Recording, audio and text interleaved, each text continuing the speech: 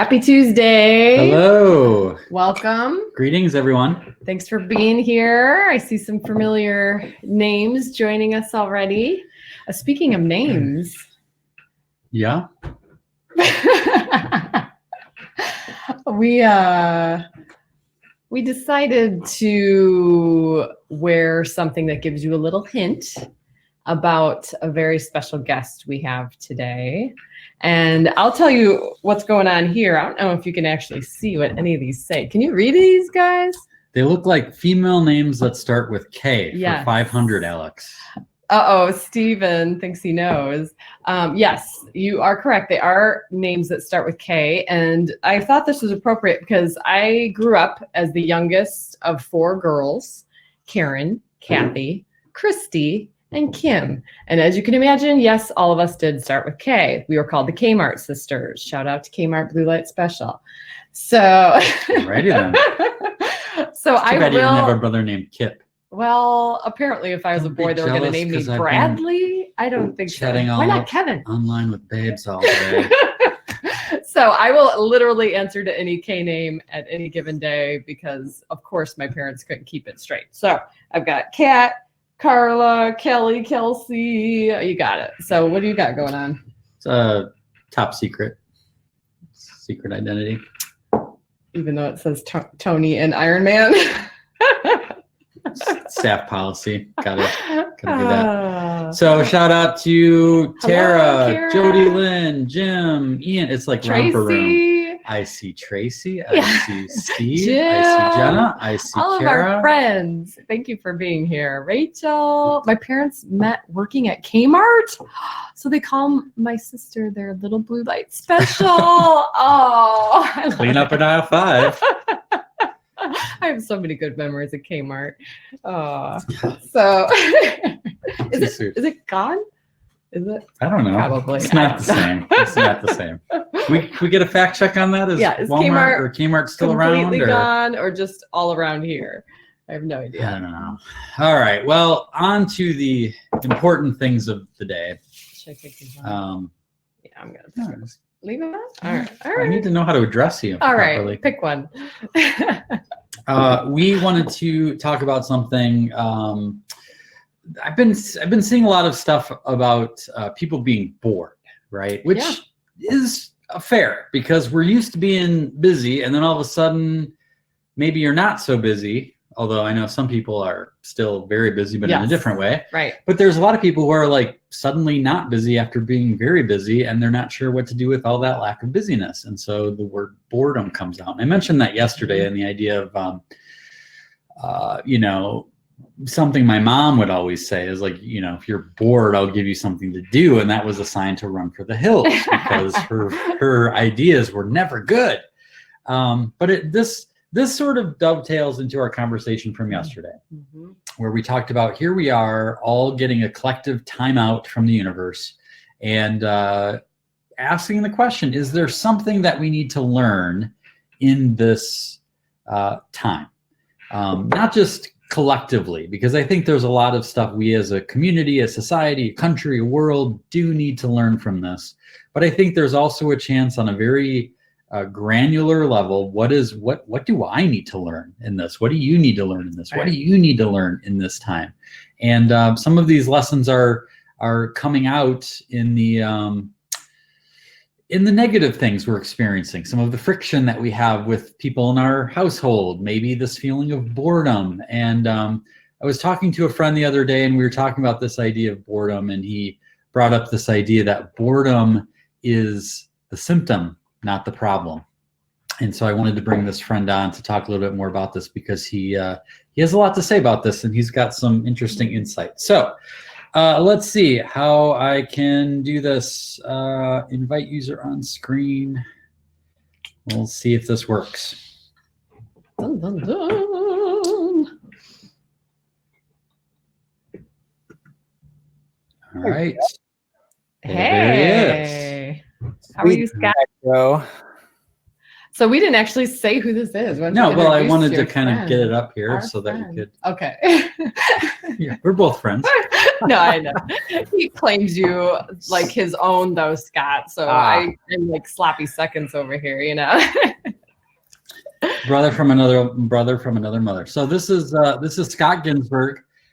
Scott Ginsberg is originally from the St. Louis area. He lives in Brooklyn, New York, with all the hipsters right now.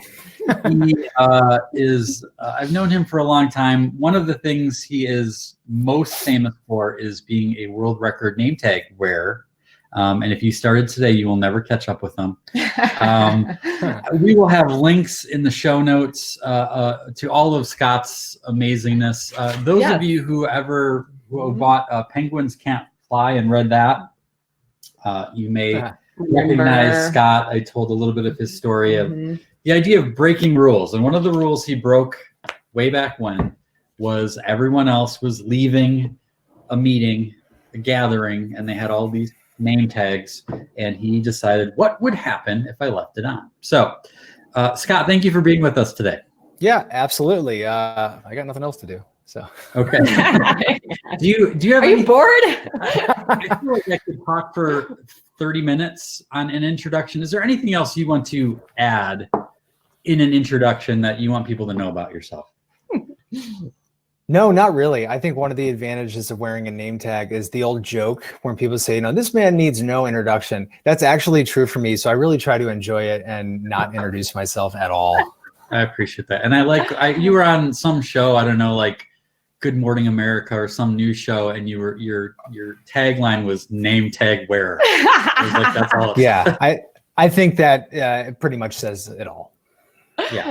So the reason we wanted to have you on, as if we needed one, was you and I were talking the other day about the idea of boredom and having a difficult time relating to it, because we both are fairly creative people and we've got more ideas than we know what to do with them. And you wrote an article yesterday that kind of spoke to this. So I just want you to share, what are your thoughts on boredom in general, and especially in the context of where we find ourselves right now? Yeah, and I think that right now a lot of people are struggling with the boredom issue, and I totally relate to that because I've been there before. I remember various bouts of boredom in my own life and struggling to deal with it, and whether I was, making the choice, I'll just watch TV for 6 hours, or I'll just, do something else that's probably not the most nourishing activity. I think we've all done that kind of thing. And I don't know, 10 or 15 years ago, I started to get a better understanding of what boredom is. And to me, boredom is an opportunity. It's something that we all have this feeling, and boredom is not a feeling.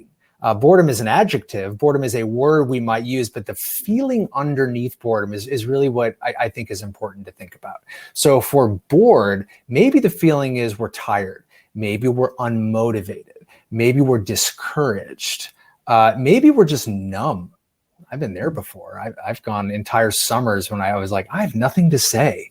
And I just felt empty. So those are feelings. And I think that's what maybe the first thing to think about is like, all right, so I'm bored right now.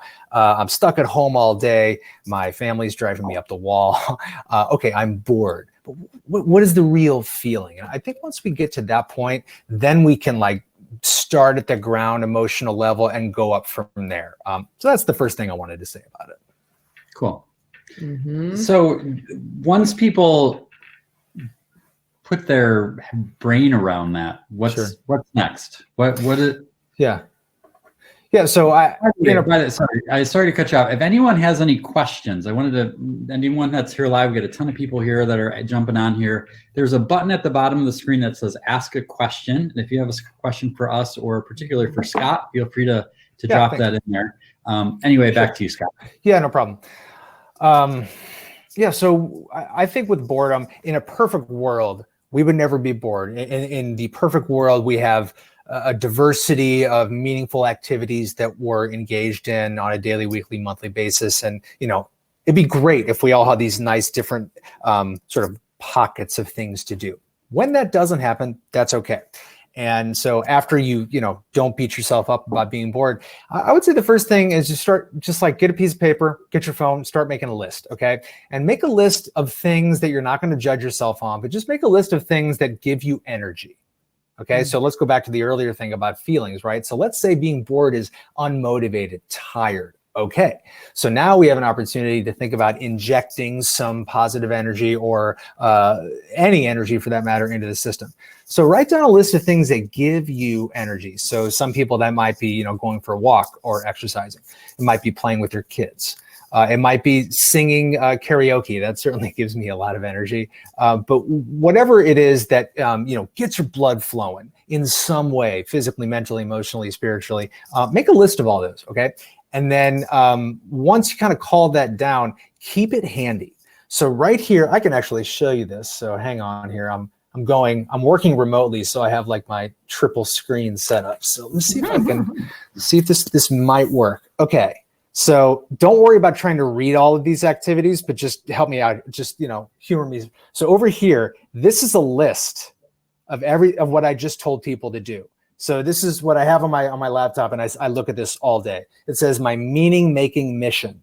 So I like alliteration. What can I say? But these are all the activities guaranteed to provide me with the experience of meaning and energy. Taking out the trash, I love taking out the trash. It gives me tons of energy. I feel like I'm of service to my household. It's great.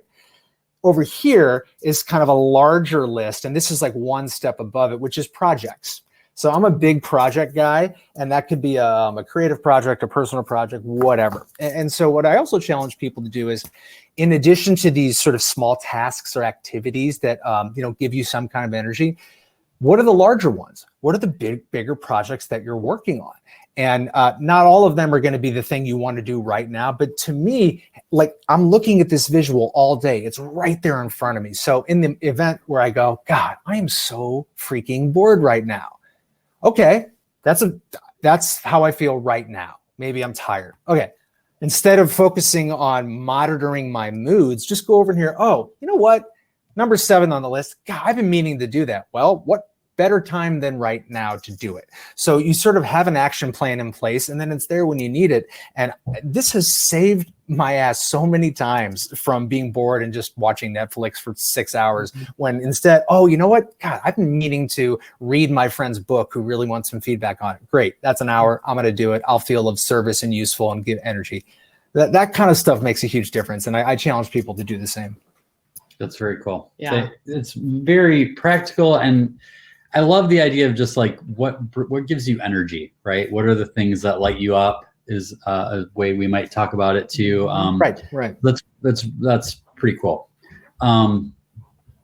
One of the things that in the article you posted, which I'll put that in the show notes in the Escape Adulthood League for anyone who wants to see any links we talk about here.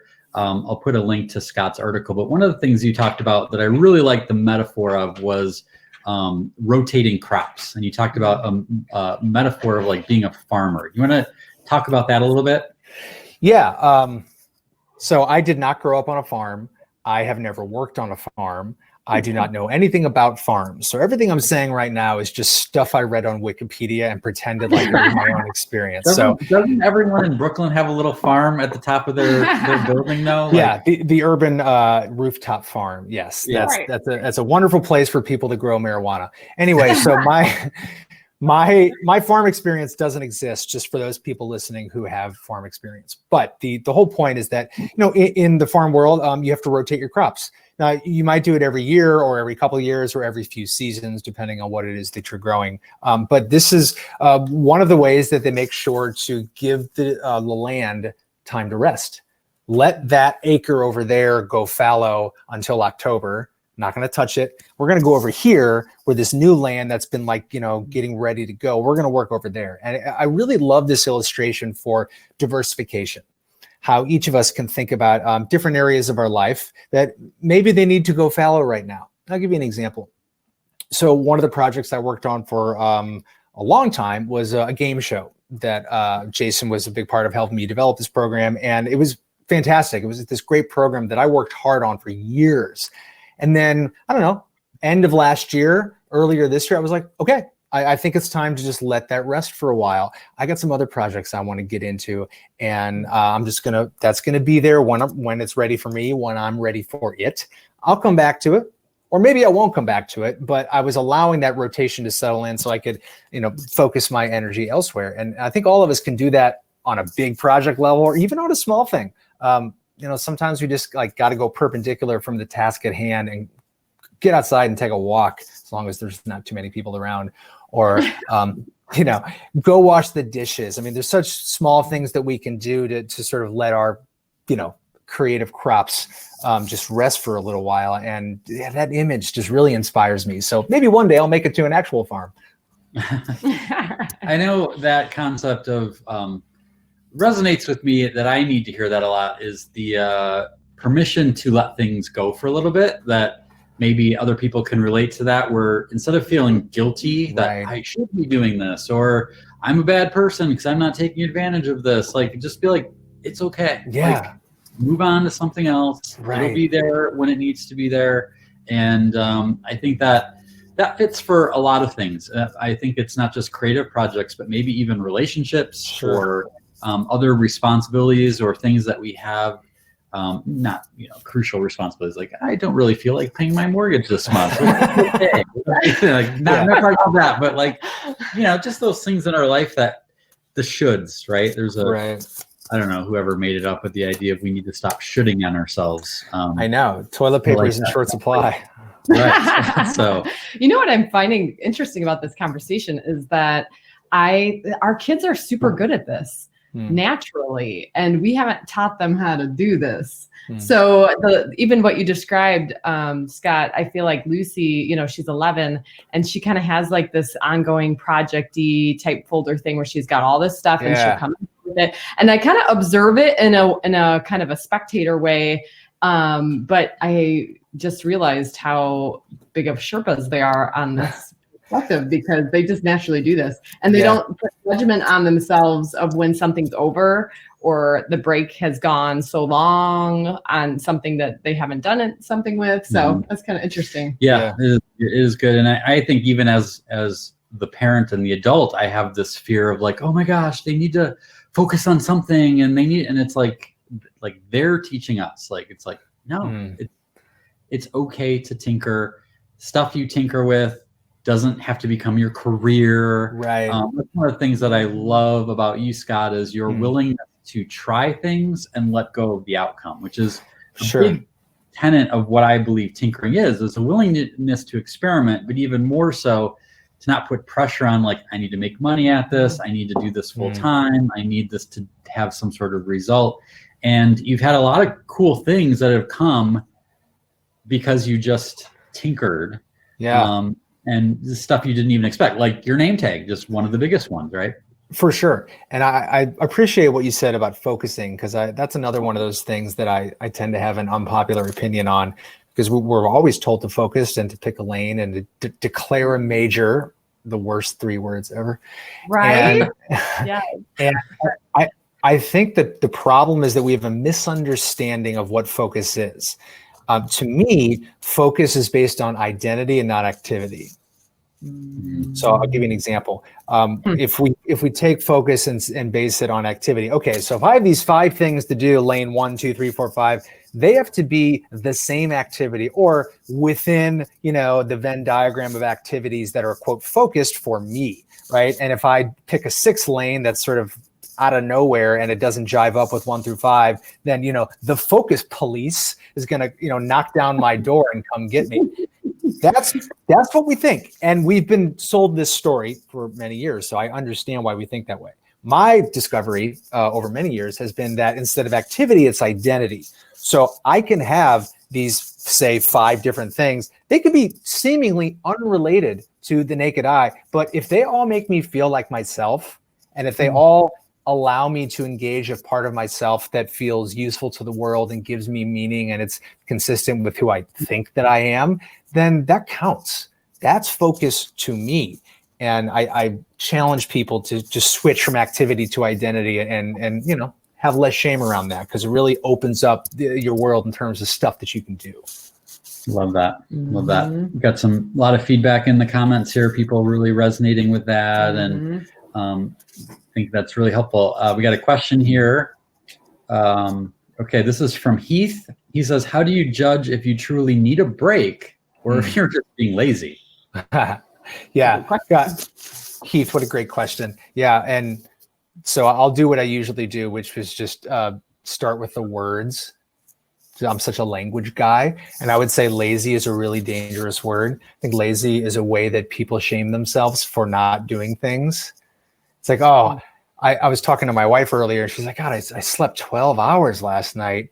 But she, I was like, do you feel lazy? She goes, no, like I needed it. My body needed to rest. Like I feel great. And she's out like, going for a walk because she's super energized. And I think there's a part of us, certainly myself included for a long time, which is like, oh God, I slept 12 hours. Oh my God, I'm such a lazy piece of crap. I got to get up and overcorrect and just kill myself for the next 12 hours to justify the fact that I, was in bed for all that time. I think lazy is really dangerous. So that's my first response to Heath is just be careful about that language in terms of not judging yourself.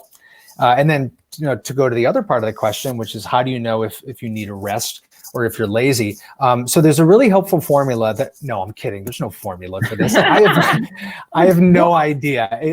There are as many answers to that question as there are people to answer them. I don't know. I think if you listen to your body and like, if you start at the sensation level, like I was saying with the boredom piece, like what is the feeling behind it? And what's the feeling behind that? And where is this in my body? If I'm having chest pains, like, yeah, maybe I should take a break. Or if in my head, I'm hearing, evil voice that's probably like my older brother from the age 12, you're nothing, you need to suck it up. Like, maybe not, don't listen to that voice so much. Yeah, I think in general, most of us are more kind to other people than we are ourselves. Totally. And I think that's something to keep in mind too. So hopefully that was helpful.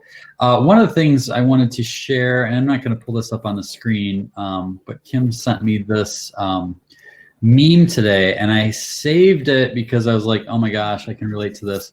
So it just was very simple. It said, after years of wanting to thoroughly clean my house, but lacking the time, this week, I discovered that wasn't the reason. And I can relate because I'm looking at my journal of to-dos, and I'm like, all right, I finally get time to do all this stuff. And I'm like, yeah. Maybe if I know for sure this will take 6 months, I'll get around to it. I did manage to clear off the counter, and it looks so nice that Jason literally laid on it and did a snow angel on it. I did. Nice. That was pretty remarkable. Piling up, and sometimes you need to clean a little area of things. But yeah, but I think that was really cool because I think we tell ourselves, oh, it's time, it's time, it's time, it's time. And for me, when I saw that, I was like, wait, clearly it's not time. Maybe it's something that doesn't actually need to be done. Maybe it's something that I don't really care about. Or maybe it goes back to the should. It's something that I feel like I should do. And it's convenient to say, yeah, I'll put on the list. I can't do it yet, but I really should. I agree with it. Maybe. And it's like, yeah, this is a time where we come face to face with not only lessons, but some harsh realities of, okay, let's dig a little deeper. Maybe this is not something that needs to be on my list. And again, that's okay. Yeah, I'm fully with you on that one. It's the whole, like, what is it? Do, delegate, or delete? Is that like the 3 Ds of management or whatever? Yeah, good formula. Great. I'll write a book on that. So, yeah. I'm sure. So just to blow people's head up, this is probably not a good thing to say when there's a question about laziness, but how many books have you written so far, Scott? We don't need to talk about that. I don't think it's 46. Yeah. I have a lot. Yeah.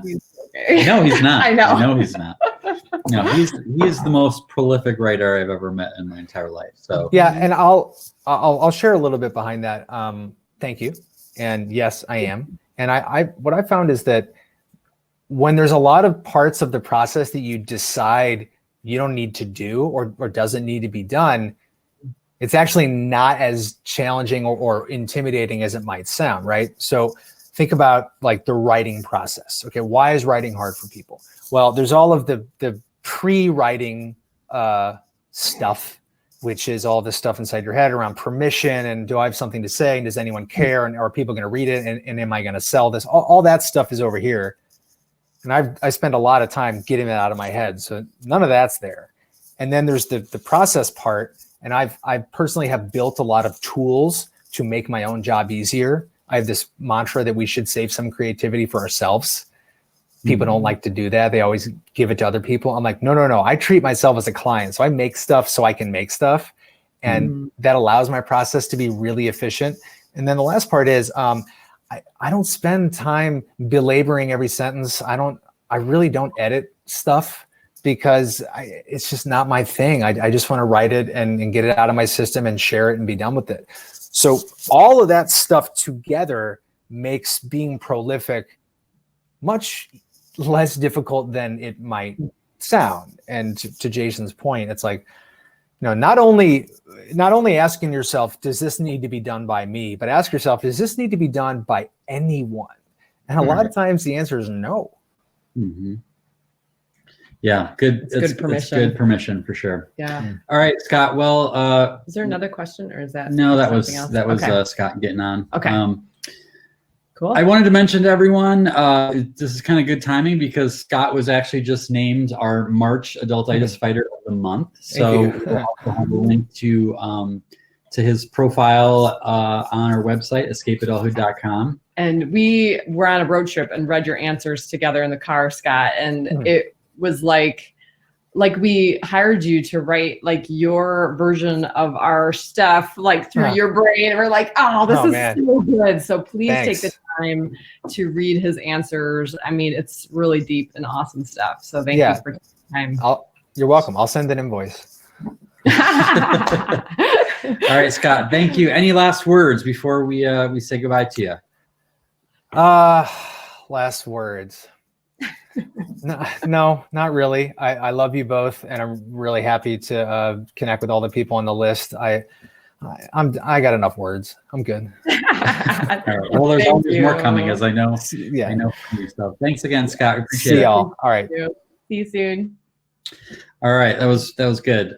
Good stuff. Hopefully that was useful, you guys. Every time I talk to Scott, I learn new things and it's good. So here's the thing that stands out to me is like everyone can, kind of have that moment where you're like, catch up on some shows, Netflix. And then you do have that moment where you're like, yeah, after a while, you just kind of want to do something that gives you energy. And I think Scott hit the nail on the head with his tips of like, how do you actually do that? So thank you so much, Scott. That is huge. Yes. So before we close out here, got a couple more minutes. We try to keep this to about 30 minutes for you guys, so it doesn't go on and on and on and on. Just wanted to share some good news, some happy things to think about. This was sent along to me by Jenna, who many of you know is our colleague that works with us.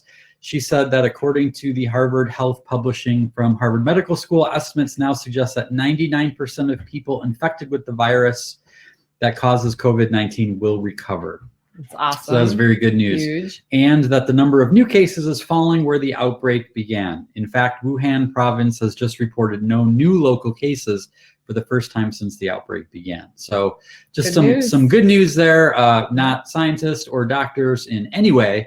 But I've said this all along, we're going to get through this. There's good things happening. There's amazing innovation happening. There's progress being made every single day.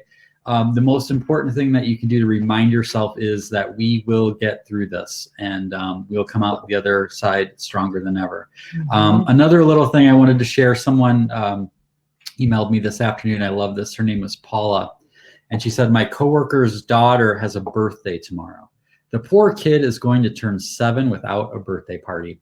They live within walking distance of me, so I'm making a honk for Nayla's 7th birthday sign. Aww. Printed out some unicorn activities for her and her sister. I know they don't have computer access at home.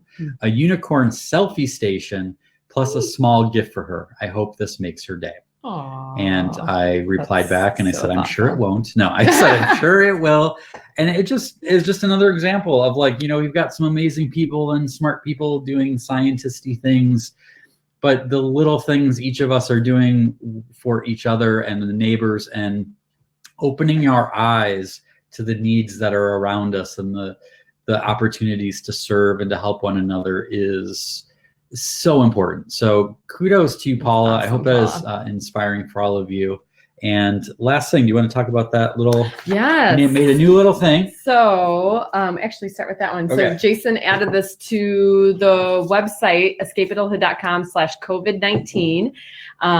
It is a little shine on. It's really fuzzy. Where's the right? Hold it in one spot. Okay. It's a little shine on, printable, colorable greeting card. So on the inside, it says, "Thank you for making the world brighter." And you can print this off, color it, and maybe put it in a mailbox of a friend or whoever needs a little pick-me-up right now and a little encouragement, because we all know people, especially in healthcare, but we all know someone who's going through a really hard time right now, and maybe this would be something you can share with them. Yep. And I started to color mine. I didn't quite get it finished, but my attention span's pretty small. Yeah, we so. started last week.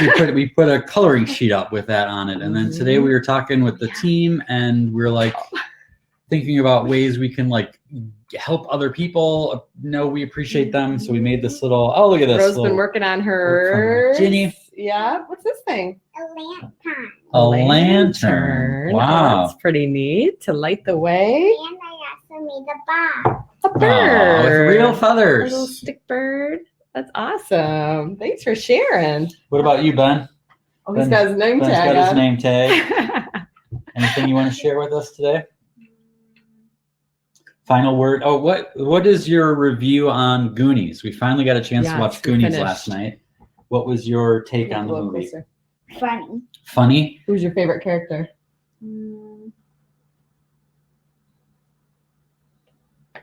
Mikey. Mikey? Yeah, one of the lead guys. Pretty good. Yep. Yeah. I blew their head up. And I blew my own head up when I realized Yeah. it, when I told them that one of the characters is Thanos.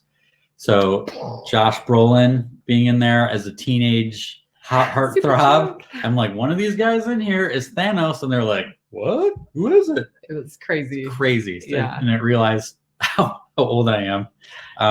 So that was fun. More show and tell. We have been, myself and the girls have been making pom-poms. We ended up with a bunch of yarn after some hat stuff that we were doing. So later, Ben's going to make a pom-pom too, aren't you? This is like really cool. I'm not sure what to do with them. I kind of want to hang them on things outside, but then they're going to get wet. So Jason knows I'm a little obsessed with pom-poms and stuff and tassels and all of it. So pom-poms! So if you have any ideas for what I should do with all these pom-poms when we start really, we're just amping up, aren't we?